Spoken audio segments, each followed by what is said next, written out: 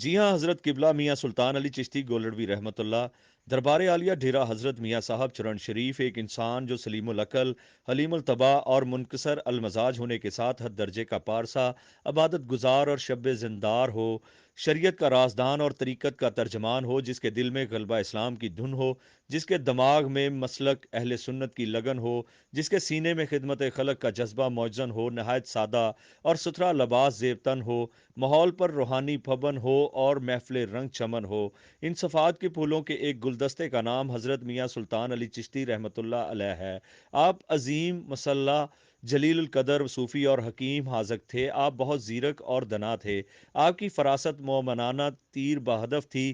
آپ ایک صاحب کرامت ولی تھے۔ آج کے جدید دور میں آپ کرون اولا کے مسلمانوں کی ایک چلتی پھرتی تصویر تھے۔ آپ ایک ایسے روحانی پیشوا تھے، ہزاروں عقیدت مند جن کی حسین یادیں اپنے سینوں میں بسائے ہوئے ہیں۔ آپ شیخ الاسلام حضرت خواجہ قمر الدین سیالوی رحمۃ اللہ تعالی، قائد اہل سنت حضرت مولانا شاہ احمد نورانی رحمۃ اللہ تعالی اور حافظ الحدیث حضرت پیر سید محمد جلال الدین شاہ نقشبندی قادری رحمۃ اللہ تعالی کے ساتھ مل کر جمعیت علماء پاکستان کے پلیٹ فارم سے نظام مصطفیٰ صلی اللہ علیہ وآلہ وسلم کے نفاذ اور مقام مصطفیٰ صلی اللہ علیہ وآلہ وسلم کے تحفظ کے لیے کوشاں رہے۔ آپ کی ولادت 1925 میں ضلع منڈی بہاؤدین کے ایک گاؤں چرن شریف میں ہوئی۔ آپ کا تعلق جنجوا یوکوانا فیملی سے ہے، جو کئی پشتوں سے چرن شریف میں آباد ہے۔ آپ کے والد محترم میاں احمد دین ایک حادثے میں شہید ہو گئے۔ آپ کے آباء و اجداد کا پیشہ چاہ سازی تھا۔ آپ اپنے چچوں کے ہمراہ چاہ سازی کے سلسلے میں آزاد کشمیر میں کھڑی شریف چلے گئے۔ قدرت کا یہ حسین انتخاب تھا کہ چاہ سازی کے ساتھ ساتھ آپ کو سوز و ساز، حجازی اور دربار عالیہ کھڑی شریف کی فضا دل نوازی میسر آ گئی۔ آپ نے وہاں ایک درویش کامل سے سیف الملوک سبکن پڑھنا شروع کر دی۔ عجیب منظر تھا۔ دربار عالیہ کھڑی شریف میں عارف کھڑی شریف رحمۃ اللہ تعالیٰ کے اسرار و رموز کی فضاؤں میں حضرت میاں محمد سلطان علی صاحب کو روحانی بالیدگی میسر آ رہی تھی۔ سیف الملوک کی تشریحات بھی سمجھتے اور اشعار بھی یاد فرماتے، یہاں تک کہ 13 سال کی عمر میں آپ تقریباً 3/4 سیف الملوک زبانی یاد کر چکے تھے۔ یہ انسان کی عمر کا وہ حصہ ہوتا ہے جہاں انسان شاہراہ حیات کے ایسے چوک میں کھڑا ہوتا ہے جہاں سے وہ کسی ٹریک کو بھی اختیار کر سکتا ہے۔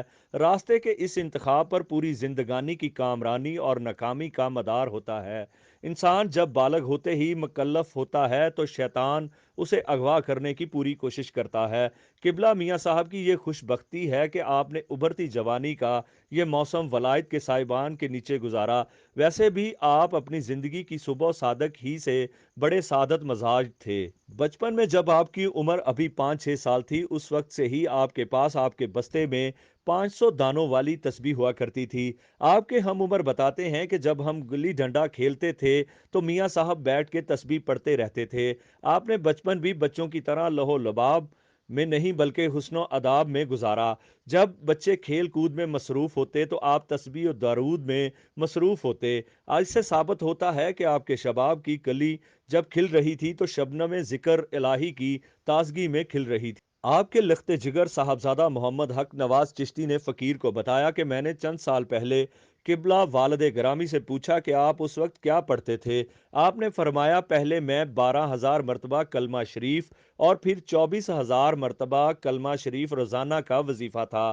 آپ اپنے طبعی تقدس کے ہمراہ تلاش مرشد میں سرگرداں تھے کہ حضرت خواجہ غلام سرور چشتی آف چکوڑی شریف کے حکم پر گہوارہ تصوف گولڑا حاضر ہوئے اور حضرت قبلہ باہو جی سرکار قدس سرا العزیزہ کے دست حق پرست پر بیعت ہوئے۔ اس کے بعد آپ نے ایک طویل عرصہ گولڑا شریف میں قیام فرمایا اور سلوک کی منازل طے کرتے رہے۔ تقریباً 5891 میں واپس اپنے گاؤں چرن شریف آئے اور گاؤں کے شمال میں 2 کنال جگہ پر ڈیرا لگا لیا۔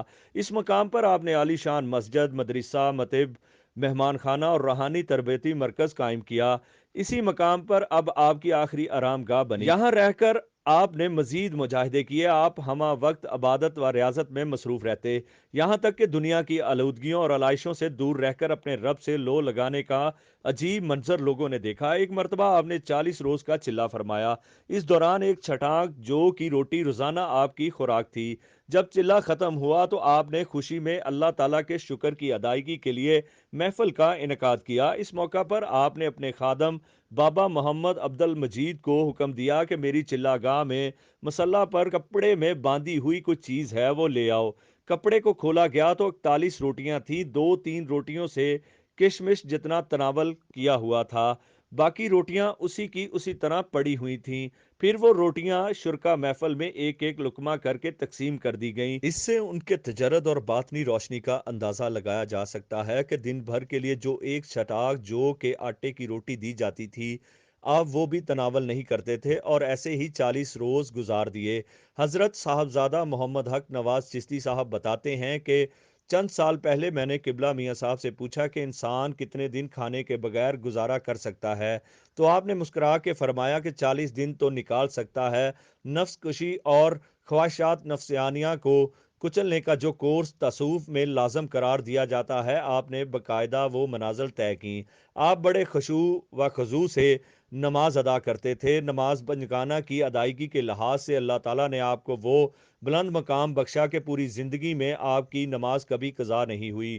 آپ نے ساری زندگی مسجد میں جا کر نماز پڑھی، یہاں تک کہ حیات مستعار کے آخری دن بھی نماز فجر مسجد ہی میں ادا فرمائی۔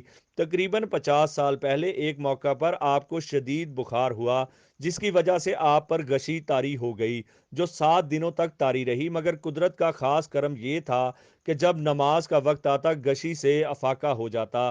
تیمم کے لیے اشارہ فرماتے، پھر اشارے سے نماز ادا فرماتے، جب نماز مکمل فرما لیتے تو حسب سابق پھر غشی طاری ہو جاتی۔ فرمایا کرتے تھے کہ میرے رب کا مجھ پر کتنا کرم ہے کہ اس نے بے ہوشی میں بھی مجھے نماز کی توفیق بخشی ہے۔ آپ نے 2002 کے اوائل میں پہلی مرتبہ حج ادا کیا، اس کے بعد اللہ تعالیٰ نے 7-8 مرتبہ حاضری کا شرف عطا فرمایا۔ آپ ایک حقیقی علم دوست انسان تھے۔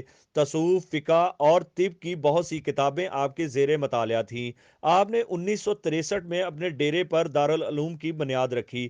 مولانا محمد حق نواز بتاتے ہیں کہ ایک خاتون کی شادی کو 16 سال گزر چکے تھے، اس کے ہاں اولاد نہیں تھی۔ وہ میاں صاحب کے ڈیرے پر آ گئی اور رو پڑی۔ آپ نے کہا روتی کیوں ہو؟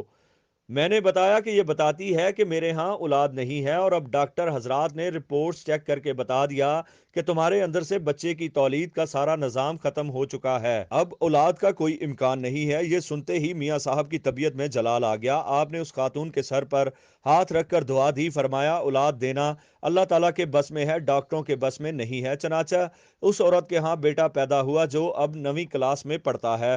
مولانا محمد حق نواز صاحب بتاتے ہیں کہ ہماری مرغی کے انڈوں سے 24 چوزے نکلے، لیکن مرغی مر گئی اور چھوٹے چھوٹے چوزے بے سہارا ہو گئے۔